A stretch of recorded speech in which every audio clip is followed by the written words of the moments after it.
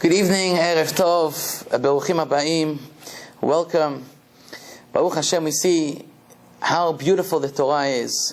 That on Simchat Torah, not only are we finishing the Torah, we make a siyum, and we dance, and we rejoice with the Torah, but at the same time, simultaneously, we take out Sefer Bereshit, we read the beginning of the Torah as well. And this is obviously a message to all of us, that there's no such thing as ending the Torah. You cannot finish Torah.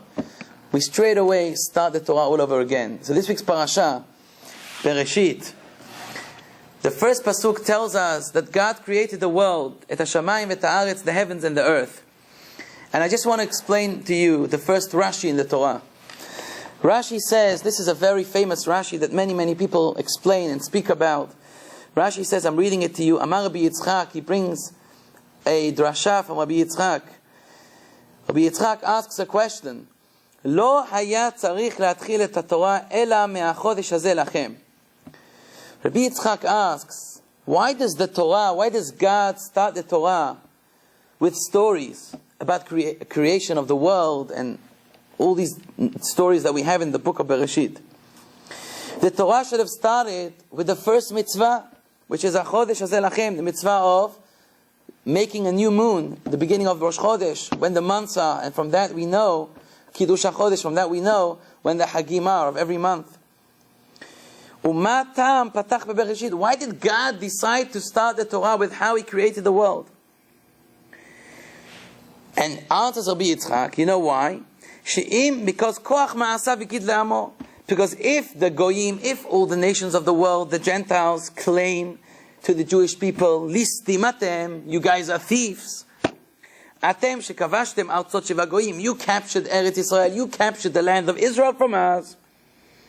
We have an answer to say to them. What do you mean? Look at the beginning of the Torah. Look at the first pasuk of the Torah, and there it says that God created the world, and He let you stay in the land of Israel, and the world belongs to God, and now He decided to kick you out and put us in. So says Rabbi Yitzchak, you know why the Torah started with the whole story of the creation of the world? Because if the nations of the world, the Gentiles, say, you Jews, what are you doing in the land of Israel? You captured the land. Israel doesn't belong to you. We can claim, look in the beginning of the Torah. Look at the Torah. The Torah says that God is the owner of this world. He created the world. And therefore, He can do whatever He wants in the world. You were living there. He told you to leave, and now He put us in the land of Eretz Israel. That's what Rabbi Yitzchak answers. This is a bit of a problem. Because this really doesn't answer Rashi's question. Rashi started off with a question. Why does the Torah start off with the creation of the world? The whole purpose of the Torah is to teach us to do mitzvot, to teach us to do Shabbat, to teach us to do Pesach, to teach us to put on tefillin, like it says, Lo hamidrash ha'ikra, ela ha'maaseh. The whole purpose of the Torah comes from the word hora'ah, to teach us, to do mitzvot. So if it comes to teach us to do mitzvot, how does answering the reason why God created the world, that's why He put that part in the beginning of the Torah, how does this answer this question? That's a very nice story. But how does it answer the question? It doesn't answer the question.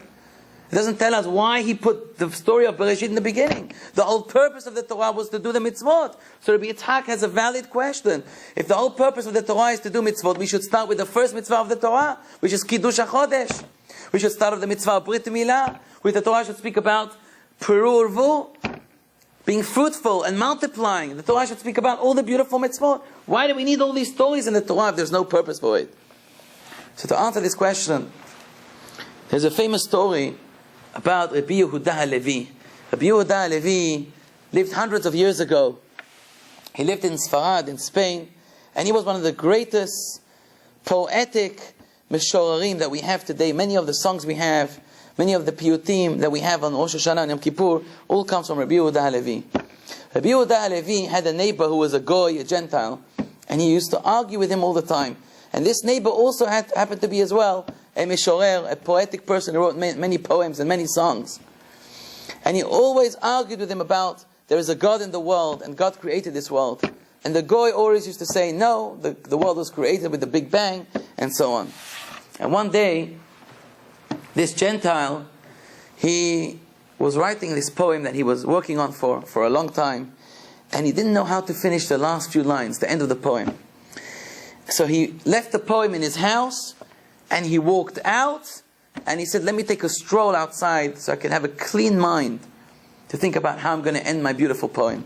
Happened to be Rabbi Yehuda Halevi saw this because he was his neighbor from his window. And he knew when the guy is walking on the streets, he's thinking of the poem. So he went to look at the poem that he left on his table in his house. And he saw he was stuck. He didn't know how to end it off. So he came, he took his pen, and Rabbi Yehuda Halevi ended off the last few lines of the poem. The guy comes back, and he sees, remarkably, astonished, amazing, his poem is ended off with such beautiful chokhmah, with such beautiful wisdom, just the way he wanted it to be. So he knocks on his neighbor's door, Rabbi Yehuda Halevi, and he says, Hacham, look what's happened, a miracle. I don't know what happened, but I didn't know how to end this poem, and I don't know who came and wrote it for me, but it's written so beautifully. So Rabbi Yehuda Halevi tells the guy, what do you mean? It was written by itself. Nobody came and wrote it for you. It happened by itself. Something just happened. You took a walk, and it happened. In the poem, you came back. The poem's ended. The poem's finished. Says the guy to Rabbi Yehuda, how could that be? I write poems. I write songs. You can't just have something like that written for you. Somebody must have come and written it. Says Rabbi Yehuda Halevi, listen to what your mouth is saying. Make sure you open up your ears properly. He says to him, if a poem, you understand that you can't just fall on the floor, fall just like this on your table. You need a chokhmah, you need somebody to come and sit down and write it for you. If just a poem you need somebody to do, it doesn't happen by itself. How could you say that this world, the sun, the stars, the skies, the ocean, the galaxy, it just happened with a big bang and it happened like that? Must be there's a power, there's a koach, there's a God in the world who created this whole beautiful universe. The Goy said to Rabbi Yehuda Halevi, here you got me. Here I understand, and he got the message clearly from the Chacham that the world was created by God. Moreover, Rabotai, this is the answer to our question. Rabbi Yitzchak asks, why is the Torah starting with this whole story of the creation of the world when we don't need that? The whole purpose of the Torah is hora'ah, to teach us mitzvot. It should start with the mitzvah of Shabbat, mitzvah of Tefillin.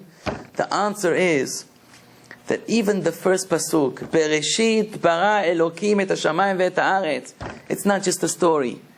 It's a mitzvah. It's for us to know that God created this world. We shouldn't have any doubt. We shouldn't think maybe the world just happened like that. No. Even the first pasuk, the creation of the world, is for us a mitzvah. It's for every Jew in the world to know that the world was created by God. It didn't just happen.